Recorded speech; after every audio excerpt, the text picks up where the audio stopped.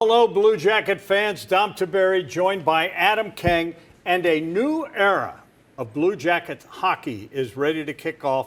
A new president, a new general manager. His name is Don Waddell, and he's a guy that has been around the league for a long time, one of the most respected names that you will hear mentioned amongst hockey people, Adam.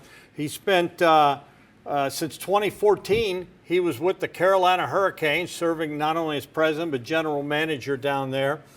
Very successful organization under him. And, you know, I talked to Aaron Portzline, who covers the Blue Jackets for The Athletic, and he said that if they could just duplicate what they did at Carolina, Blue Jacket fans would be ecstatic. We'll see. He's got some big decisions to make, number one being who's going to be the coach next year. Well, I asked him that at the presser today, and he said he'd only met Pascal for about 3 minutes, so he wasn't going to jump to any conclusions. He was going to kind of go through that timeline. I think that was my biggest takeaway from what he said, is that it takes time in everything that you want to do. You talk about getting back to Carolina standards like they have down there. That's exactly what he wants to bring to Columbus, but you can't build that overnight. I thought it was interesting in our conversation. He said, we don't want to mortgage the future to win now. They want to be a team that can win year in and year out and eventually be chasing the Stanley Cup, but locked into the playoffs every year, which is something we haven't seen from this Blue Jacket squad. We saw a little 5 years there where they were really in that window, but this is a kind of guy that knows how to win and knows how to win building a franchise from the ground up. Well, and here's the bottom line for Blue Jacket fans out there. He's going to blow it up. I mean, John Davidson was the president.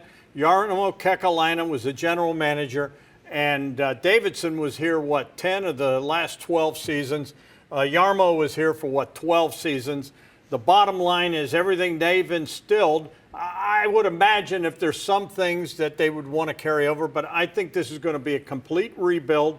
He's going to have to make decisions on the personnel, from not only the coaching to the folks that are in all areas of that team. I mean, this club has had to deal with a ton of injuries.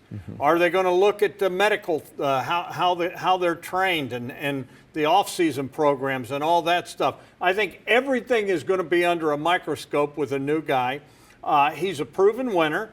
He has a track record. Now, the goal here, the McConnell family said yesterday, the goal is to chase the Stanley Cup.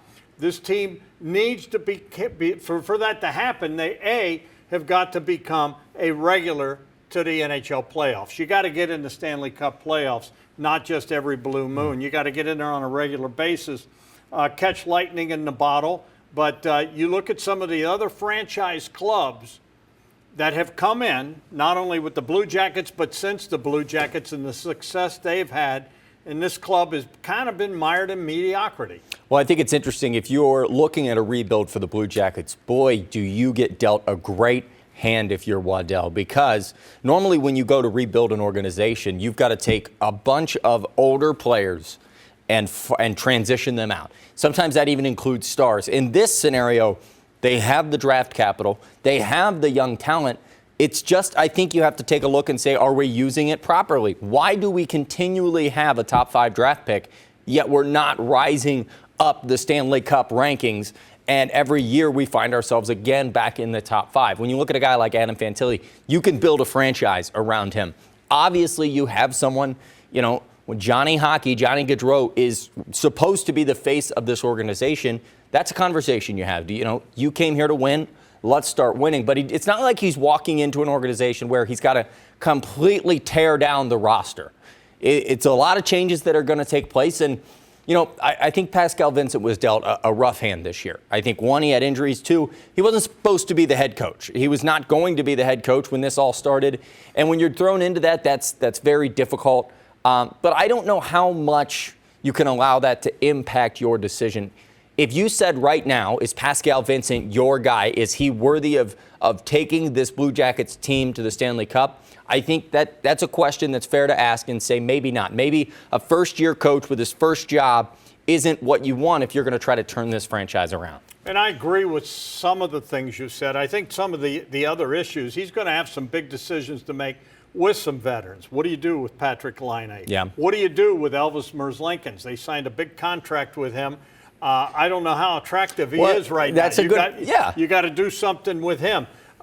You mentioned Johnny Gaudreau. He's getting a nice payday. He's getting a lot of money. Has he been what you had hoped? Yeah. And how valuable are they to other clubs? The one thing I will say that this guy has in his favor coming in, leaving a program like Carolina where ownership was very much involved and had their fed much like Jerry Jones with the Dallas Cowboys, and talking to our friend Aaron Portzline from The Athletic about that. He's not going to get that here. I mean, the McConnell family, pretty hands-off. They hire people that know about the game of hockey, and it's going to be his, they're going to give him the money. They're going to give him the resources. He needs to go out and do it.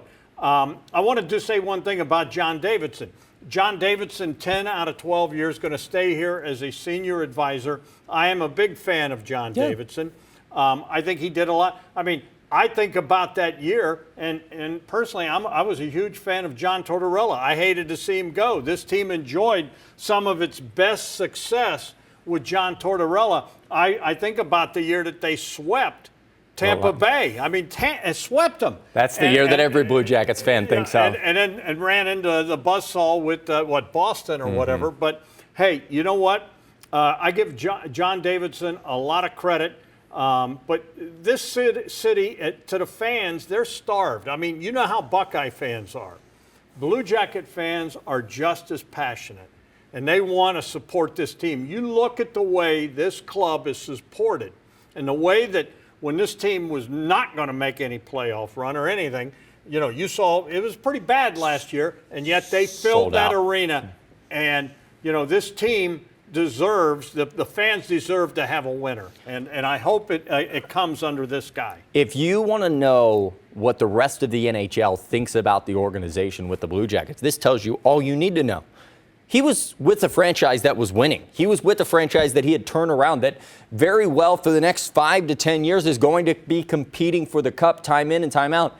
And he looked at an organization like the Blue Jackets, one where he was a little more hands-off, one where they're selling out games when they're in last place and they don't matter, and said, that is an opportunity that I can't turn down. That tells you all you need to know about how excited the NHL is about this franchise, or more so, Waddell is about this franchise, that he would turn down what he had, which was perfect in Carolina. Let me just say this, ladies and gentlemen. I am a fan of Columbus, Ohio. He is a fan of Columbus, Ohio, because we were born here. This is our home. We are staked to this place.